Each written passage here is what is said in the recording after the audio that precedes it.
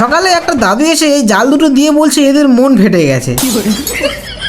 তাই মনে আর বুকে এক বালতি কষ্ট নিয়ে জাল দুটো রেখে এসেছি আমি আর ভাই নদীতে সেই পোকাগুলো গুড়াতে। আর অনেক খুঁজে খুঁজে, মানে সে কি বলবো, একদম গরু খোঁজা খুঁজে খুঁজে এক ব্যাগ ভর্তি করছি একদম চেপে চেপে।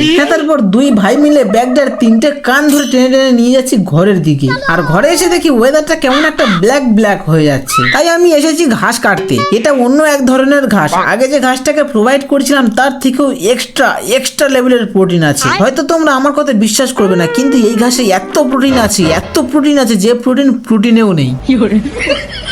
হ্যাঁ, তাই ওই ঘাস টেনে টেনে ছিঁড়ে কুটে নিয়ে ঘরে এসে এর মুখ বেঁধে দিয়েছি যাতে না খেতে পারে। এলে তাও খাচ্ছি কিভাবে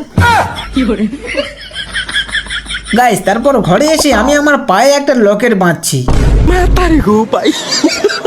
তোমাদের দাঁত কেলানোর কোনো দরকার নেই, কারণ এই লকেট শুধুমাত্র আমি একাই কিনতে পারবো, এর এত দাম।